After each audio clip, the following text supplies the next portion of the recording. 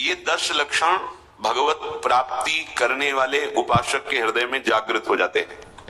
और ध्यान से सुनना, ये 10 लक्षण जब प्रकट होने लगे तो जान लेना कि अब हमारा परम सौभाग्योदय होने जा रहा है। बस हम भगवत साक्षात्कार के नजदीक हैं। जब तक इन 10 लक्षणों में कमी दिखाई दे तो संभालो इन 10 लक्षणों को अपने जीवन में पक्का। इन 10 का पूर्ण होना मतलब भगवत साक्षात्कार होना। धृति क्षमा दमोस्तेयम शौचमिंद्रिय निग्रह धीर विद्या सत्यम क्रोधो दशकम धर्म लक्षणम। धृति सबसे पहला है। धृति किसी भी प्रकार का संकट, अपमान, विपरीतता, प्रतिकूलता, दुख आ जाए, पर जो हमने भगवत प्राप्ति का लक्ष्य लिया है, चाहे गृहस्थ हो या विरक्त हो, भगवत प्राप्ति का लक्ष्य लिया है, अब वो नहीं छूट सकता, चाहे कुछ भी हो जाए। पहला लक्षण स्वीकृति से लिखा है। बहुत जोर की बात है।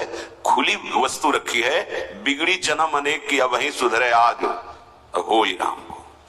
ये स्वीकृति बहुत बड़ी बात है। अपने लोग देहाभिमानी हैं तो क्रियाओं पर संतोष करते हैं, क्रियाओं पर विश्वास कर लेते हैं कि मैं ये कर रहा हूं, इसके फलस्वरूप ऐसा मिलेगा।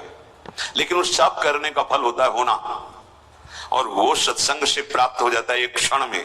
इसीलिए स्वर्ग सुख, मोक्ष सुख, मर्तलोक के सुख की बात क्या सत्संग के समान नहीं रखा गया। तात स्वर्ग अपवर्ग सुख धरी तुला एक अंग तूलन ताहि सकल मिली जो सुख लव सत्संग। स्वीकृति बहुत जोर की बात है। पहला है धृति। धृति माने किसी भी प्रकार का कोई भी अपमान, तिरस्कार, निंदा, परिस्थिति, विपरीतता आपके मार्ग में आवे पर आपकी स्वीकृति पे अंतर नहीं होना चाहिए।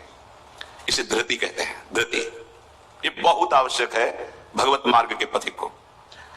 जो स्वीकृति की हुई है उस पर कोई विक्षेप नहीं पड़ना चाहिए। जो होना सो हो जाए, स्वीकृति नहीं बदलनी चाहिए। बस तुम्हारा ये था माम प्रपद्यन्ते तास तथैव भजाम्य हम।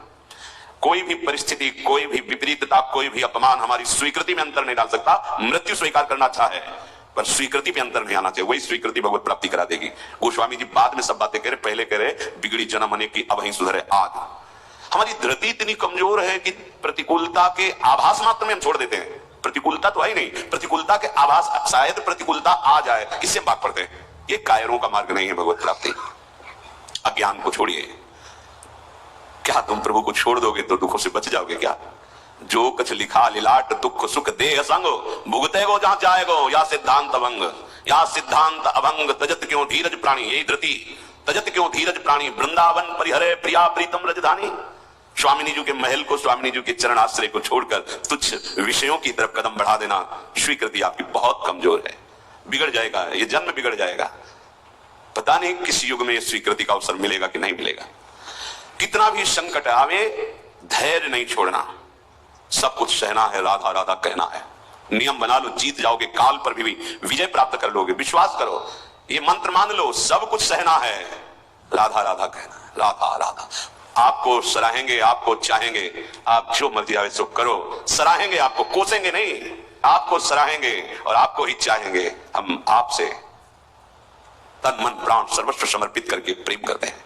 ये प्रेम मार्ग की बात। भगवत प्राप्ति करना है तो पहली बात है ये धृति। ये धैर्य रखो। ये नहीं देखा जाता, धैर्य नहीं दिखाई देता, धैर्य नहीं। जरा सा विचलता हुई, भाग पड़े। कहां भागोगे?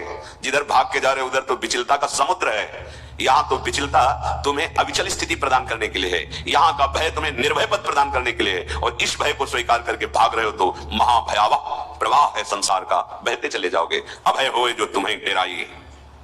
धृति, जो धृतिवान है, लौकिक पारलौकिक सारी संपत्तियां उसके चरणों में झुकने लगती हैं।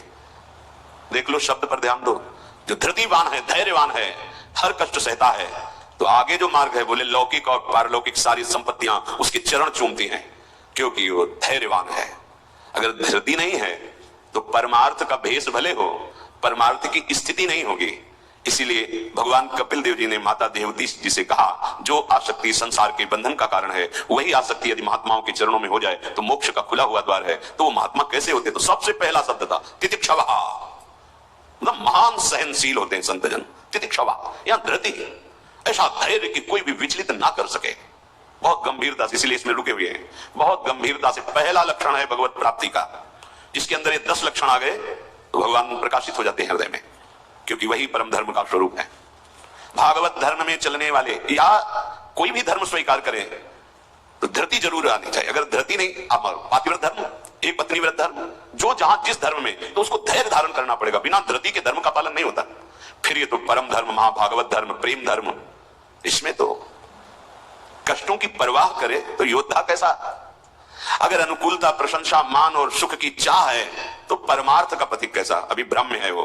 किसकी अनुकूलता, किसकी अनुकूलता? शरीर की, चाहे जितना अनुकूलता देते रहो ये नष्ट होगा, इसकी अनुकूलता नहीं।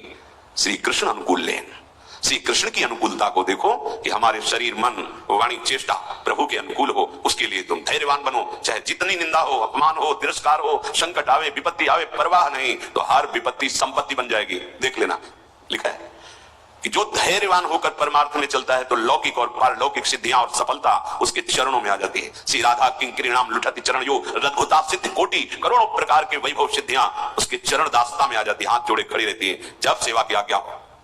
दूसरी बात है, दूसरा लक्षण है क्षमा। अपने साथ कोई बुराई कर रहा है, भगवत प्राप्ति करनी तो संसारिक आदमी